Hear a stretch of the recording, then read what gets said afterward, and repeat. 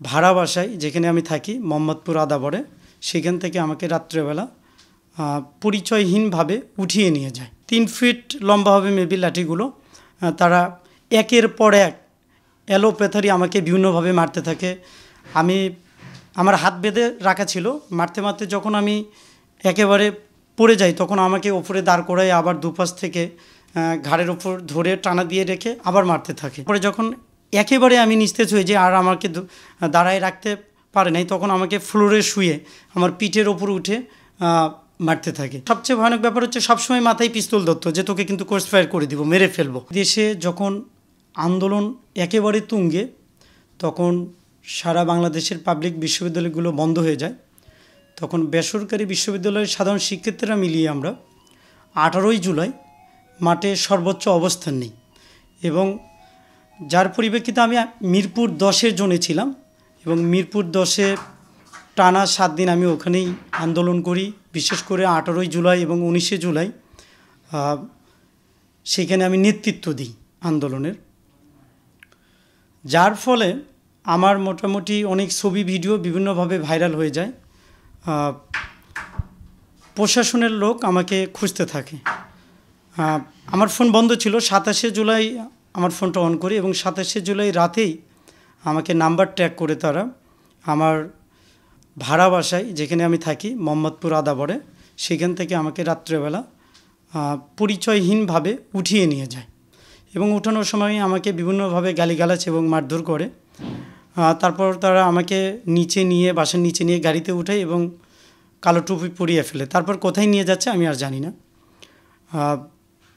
একটা পর্যায়ে সকালবেলা আমি আবিষ্কার করি যে আমি ধারণা করি যে এটা হয়তো বা ডিবি অফিস হবে, বাট আমি জানি না কোথায় আছি। তো তারপরে তারা আমাকে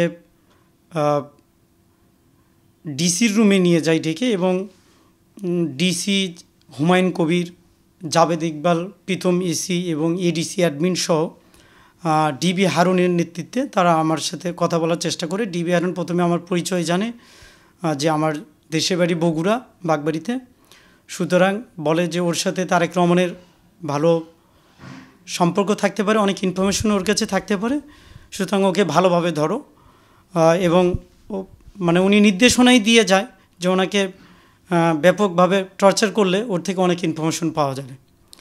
তারই পরিপ্রেক্ষিতে আমাকে ডিসি হুমায়ুন কবির, এসি জাবেদ ইকবাল, প্রীতম সহ এডিসি অ্যাডমিন আরও বিভিন্নজন, তখন বলে রাখি যে যখন আমার সাথে ডিবি হারুন কথা বলে তখন আমার টুপিটা খুলে কথা বলার চেষ্টা করেছে এবং তখন তারা বলেছে যে আমি পুলিশ মারার সাথে এবং মিরপুর মেট্রো রেল পাওয়ানোর সাথে এগুলোর সাথে জড়িত এবং আমাকে বিএনপির তারেক রহমান সহ সিনিয়র নেতৃবৃন্দ অর্থায়ন করেছে, এগুলো স্বীকার করতে বলে। যখন আমি এগুলো স্বীকার না করি তখন তারা আমাকে আবার টুপি পরায় এবং মারধর শুরু করে।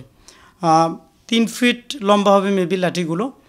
তারা একের পর এক অ্যালোপ্যাথারি আমাকে বিভিন্নভাবে মারতে থাকে।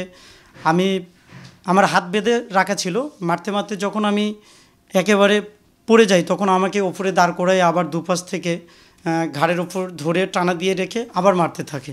তারপরে যখন একেবারে আমি নিস্তেজ হয়ে যাই আর আমাকে দাঁড়ায় রাখতে পারে নাই, তখন আমাকে ফ্লোরে শুয়ে আমার পিঠের ওপর উঠে মারতে থাকে। এভাবে মারতে মারতে একটা অবস্থায় আমি মোটামুটি প্রায় 30 সেকেন্ডের মতো আমি জ্ঞান হারানোর মতো অবস্থা, আমি বুঝতে পারি না যে কি হচ্ছে। পরে আমি যখন একটা সময় পর এটা প্রায় 30-40 মিনিট ধরে হবে এই নির্যাতন চলে। তারপরে তারা আমাকে প্রেশার দিতে থাকে, তোকে এভাবে সপ্তাহে 7 দিন 3 বেলা খাওয়াবে এবং 3 বেলা এভাবেই মার চলবে যদি তুই স্বীকার না করিস বিএনপির সিনিয়র নেতৃবৃন্দ বা তারেক রহমান এইটার সাথে জড়িত এবং তুই মেট্রো রেল পোড়াইছিস, পুলিশ মারছিস।